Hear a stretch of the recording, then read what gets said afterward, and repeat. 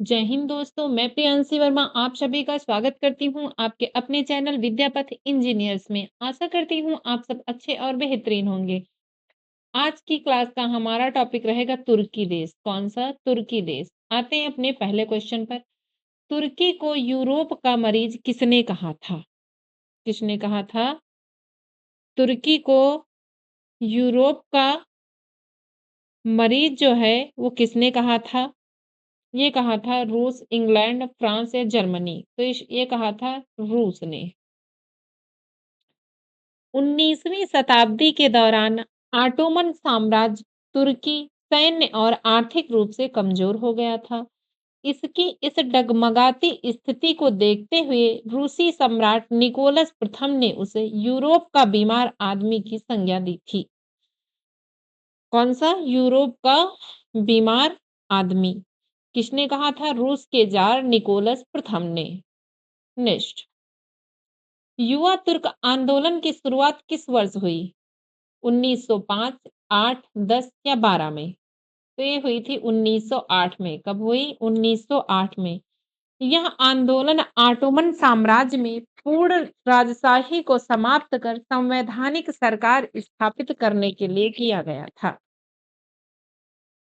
इसके परिणाम स्वरूप सुल्तान अब्दुल हमीद द्वितीय को 1876 के संविधान को बहाल करने के लिए मजबूर होना पड़ा था। नेक्स्ट,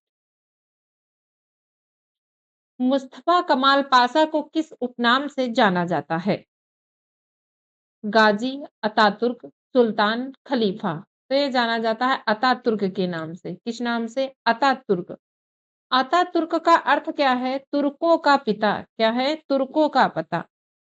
यह उपनाम उन्हें 1934 में तुर्की की संसद द्वारा आधुनिक तुर्की के संस्थापक के रूप में उनके योगदान के लिए दिया गया था। नेक्स्ट, मुस्तफा कमाल पाशा का जन्म कब हुआ था? मुस्तफा कमाल पाशा का जन्म हुआ था 19 मई 1881, 29 मई 1882, 15 अगस्त 1883, 10 जनवरी 1880। तो ये हुआ था 19 मई 1881 में। मुस्तफा कमाल पाशा अतातुर्क, जिन्हें मुस्तफा कमाल पाशा के नाम से भी जाना जाता है, का जन्म 1881 में सेलोनिका, अब थेसालोनिका ग्रीस में हुआ था, जो अब थेसालोनिका ग्रीस में है, में हुआ था। नेक्स्ट, मुस्तफा कमाल पाशा का जन्म कहाँ हुआ था? ये हुआ था सोलोनिका में। कहाँ हुआ था? सोलोनिका में हुआ था। नेक्स्ट, एक सैनिक के रूप में कमाल पाशा ने किस युद्ध में सफलता प्राप्त की? क्रीमिया युद्ध, गैलीपोली युद्ध, बाल्कन युद्ध, प्रथम विश्व युद्ध। तो ये था गैलीपोली युद्ध। कौन सा था? गैलीपोली युद्ध। मुस्तफा कमाल पाशा ने प्रथम विश्व युद्ध के दौरान गैलीपोली के युद्ध में एक सैन्य कमांडर के रूप में असाधारण सफलता प्राप्त की थी। इस जीत ने उन्हें एक राष्ट्रीय नायक के रूप में स्थापित किया। नेक्स्ट, 1919 में कमाल पाशा ने किस पद से इस्तीफा दिया? राष्ट्रपति, प्रधानमंत्री, सैनिक पद या राज्यपाल? तो ये था सैनिक पद। कौन सा था? सैनिक पद। 8 से 9 जुलाई 1919 की रात को मुस्तफा कमाल पाशा ने तुर्की के स्वतंत्रता संग्राम का नेतृत्व करने के लिए ओटोमन सेना में अपने आधिकारिक सैनिक पद और कर्तव्यों से इस्तीफा दे दिया था। उन्होंने घोषणा की थी कि वह अब एक नागरिक के रूप में राष्ट्र की सेवा करेंगे। इसके बाद ही उन्होंने अमास्या परिपत्र के सिद्धांतों के आधार पर राष्ट्रीय आंदोलन को संगठित किया। नेक्स्ट, 1919 के अखिल तुर्क कांग्रेस के प्रथम अधिवेशन की अध्यक्षता किसने की? इस्मेत इनोनू, मुस्तफा कमाल पाशा, सुल्तान मेहमद, खलीफा अब्दुल मजीद। तो ये किया था मुस्तफा कमाल पाशा ने। किसने किया? मुस्तफा कमाल पाशा ने किया। सितंबर 1919 में तुर्की के सिवाय नामक स्थान पर एक राष्ट्रीय सभा का आयोजन किया गया था। इस प्रथम अधिवेशन की अध्यक्षता कमाल पाशा ने की थी। नेक्स्ट, 1923 में तुर्की की राजधानी कहाँ बनाई गई? कहाँ बनाई गई थी? इस्तांबुल, इज़मिर, अंकारा या बुर्सा? तो ये बनाई गई थी अंकारा में। 13 अक्टूबर 1923 को तुर्की की ग्रैंड नेशनल असेंबली ने अंकारा को तुर्की गणराज्य की नई राजधानी घोषित किया था। इससे पहले ओटोमन साम्राज्य के दौरान इस्तांबुल राजधानी हुआ करती थी। नेक्स्ट, 10 अक्टूबर 1923 को क्या स्थापित हुआ? राजतंत्र, तुर्की गणराज्य, खलीफात, संसद? तो ये हुआ तुर्की गणराज्य। कौन सा? तुर्की गणराज्य। 19 अक्टूबर 1923 को मुस्तफा कमाल अतातुर्क के नेतृत्व में तुर्की गणराज्य की स्थापना की आधिकारिक घोषणा की गई थी। इसी दिन तुर्की में राजशाही को समाप्त कर गणतंत्र को अपनाया गया था। नेक्स्ट, तुर्की में नया संविधान कब घोषित किया गया? 1922, 1923, 1924, 1925? तो यह है 1924।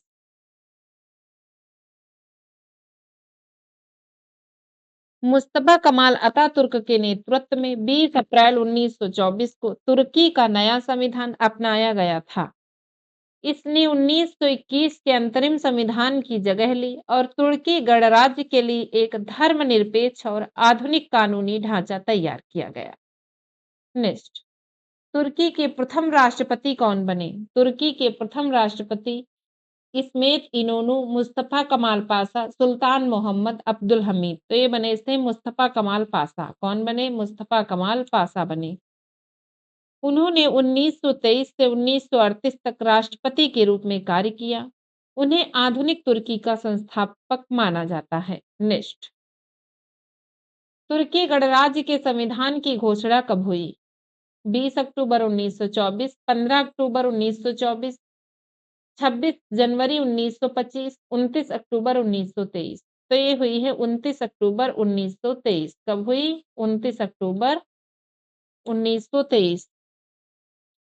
मुस्तफा कमाल अतातुर्क ने 29 अक्टूबर 1923 को आधिकारिक तौर पर तुर्की को एक गणराज्य घोषित किया था। नेक्स्ट,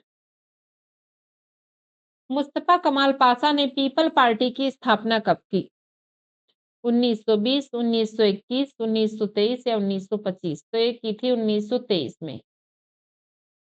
9 सितंबर 1923 को यह आधुनिक तुर्की गणराज्य की पहली राजनीतिक पार्टी थी। मुस्तफा कमाल पाशा का निधन कब हुआ? मुस्तफा कमाल पाशा का निधन कब हुआ? ये हुआ था 1938 में। कब हुआ? 1938 में। 10 नवंबर 1938 को इस्तांबुल के डोलमा बहास पैलेस में हुआ था। नेक्स्ट, प्रथम विश्व युद्ध के बाद तुर्की के साथ कौन सी अपमानजनक संधि की गई थी? ये की गई थी सेव्र संधि। कौन सी संधि? सेव्र संधि। इस संधि के तहत जो है तुर्की के साम्राज्य को विभाजित कर दिया गया और उसके अधिकांश क्षेत्रों को छीन लिया गया और उसकी सैन्य शक्तियों पर कड़े प्रतिबंध लगा दिए गए। नेक्स्ट, सेव्र संधि किस वर्ष हुई थी? सेव्र संधि हुई थी 1920 में। कब हुई थी? 1920, 10 अगस्त 1920। यह संधि प्रथम विश्व युद्ध के बाद मित्र राष्ट्रों और ऑटोमन साम्राज्य के बीच हुई थी। नेक्स्ट, मुस्तफा कमाल पाशा ने किस समिति के प्रभाव में कार्य किया? तो एकता और प्रगति समिति के प्रभाव में कार्य किया। नेक्स्ट, एकता और प्रगति समिति का गठन कब हुआ था? ये हुआ था 1889 में। कब हुआ था? 1889 में हुआ था। कमाल पाशा ने सेना में किस पद तक कार्य किया? जनरल पद तक कार्य किया था। किस पद तक? जनरल पद तक। जनरल के उच्च पद तक इन्होंने कार्य किया था। नेक्स्ट, 1923 में तुर्की की राजधानी किस शहर से अंकारा स्थानांतरित की गई? इस्तांबुल से। कहां से की गई थी? इस्तांबुल से। तुर्की की राजधानी को इस्तांबुल से हटकर अंकारा स्थानांतरित कर दिया गया था। कब? 13 अक्टूबर 1923 को। नेक्स्ट, तुर्की गणराज्य की स्थापना कब हुई? तुर्की गणराज्य की स्थापना हुई थी 29 अक्टूबर 1923 को। कब हुई? 29 अक्टूबर 1923 को हुई थी। तुर्की के नए संविधान के अनुसार शासन व्यवस्था क्या बनी? ये बनी थी गणतंत्र। कौन-सी? गणतंत्र। तुर्की को के 1923 के संविधान ने देश को आधिकारिक रूप से एक गणतंत्र घोषित किया था। ने मुस्तफा कमाल पाशा का मुख्य उद्देश्य क्या था? मुस्तफा कमाल पाशा का मुख्य उद्देश्य साम्राज्य का विस्तार, आधुनिक और धर्मनिरपेक्ष तुर्की का निर्माण, खलीफा शासन को मजबूत करना, उपनिवेश बनाना। तो ये था आधुनिक और धर्मनिरपेक्ष तुर्की का निर्माण। 1923 में किस संधि से तुर्की की अंतर्राष्ट्रीय मान्यता मजबूत हुई? तो ये हुई थी लुसाने संधि। कौन-सी? लुसाने संधि। मुस्तफा कमाल पाशा ने किस शासन प्रणाली को समाप्त किया? तो इन्होंने राजतंत्र सुल्तानत प्रणाली को समाप्त किया था। तुर्की में नए संविधान की घोषणा के समय राष्ट्रपति कौन थे?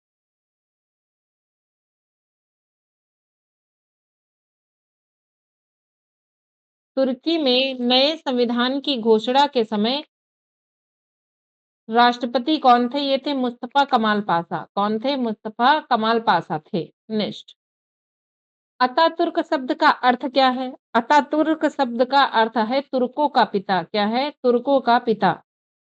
यह उपाधि मुस्तफा कमाल पाशा को 1934 में तुर्की के संसद द्वारा दी गई थी। किसकी? तुर्की की संसद द्वारा।